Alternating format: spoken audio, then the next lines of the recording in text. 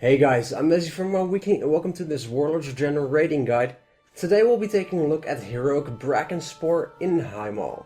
If you look at the dungeon journal, it will seem like there are a lot of mechanics, but in execution it's quite simple. To start off with, you will notice the creeping moss, which is a green effect on the ground. This will heal adds for 2% of their health every 2 seconds and deal damage to you. You have to keep removing the moss by using the flamethrowers that you will be able to find on the weapon racks. Choose 2 people to deal with these and let them burn away the moss 1 player at a time. Secondly, there are 5 adds, 2 of which will help the raid. If you heal up the helpful ones and stand nearby them, they will give you perks. The living mushroom will heal everyone within 20 yards every second, and the rejuvenating mushroom will increase your haste by 30% and increase your mana regeneration. So you'll want to make sure to use these actively to make the fight easier. There are 2 types of adds that you will want to keep killing. When the spore shooter is up, you will want 2 ranged DPS to stand between the shooter and the raid, so that the rest of the group can stay stacked up. And this is because of spore shot. This will deal damage to a player and everyone within an 8-yard radius. Meanwhile, the fungal flesh eater will need to be interrupted when he casts decay, as it does over 100k damage to everyone in the raid if it goes off.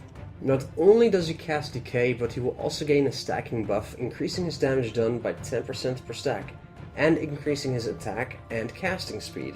So be sure to switch to them as soon as they spawn.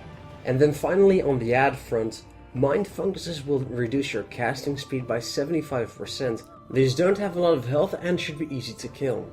With all of the environmental things sorted, let's see what's left from Brackenspore himself. First off, Brackenspore puts a stacking dot on the tank, and due to the duration of this dot, you will want to switch tanks when one tank reaches 4 stacks of rot. The other ability that the tanks and the healers need to watch out for is Necrotic Breath. This is a cone that needs to be faced away from the raid, and it does roughly 33k damage per second and reduces the tank's healing taken by 99%. So this will mean that the tank will need to be at full health before the cast starts, and preferably use a cooldown and have shields on him. As a last ability to round him up, he can cast Infesting Spores. This is a stacking debuff that will be put on everyone in the raid, and it does increasing damage as it ramps up. When it's used, be sure to use healing cooldowns or personal damage reduction cooldowns. Now, this boss seems like he has a lot going for him, but it boils down to this. Have 2 players keep the moss cleared with the flamethrowers, heal the mushrooms to gain buffs when you stand near them, kill off the adds, be sure to interrupt decay, tank swap at 4 stacks of rot, top up the tank before Necrotic Breath, and use cooldowns for Infesting Spores.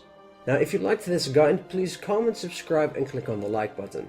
Be sure to check out our other content at wowweekly.net, and if you would like to keep up with when new videos come out but you don't have a YouTube account, you can also follow us on Facebook or Twitter at facebook.com/wowweekly or twitter.com/bbmezzy. For now, I'm Mezzy, and I'll see you again next time.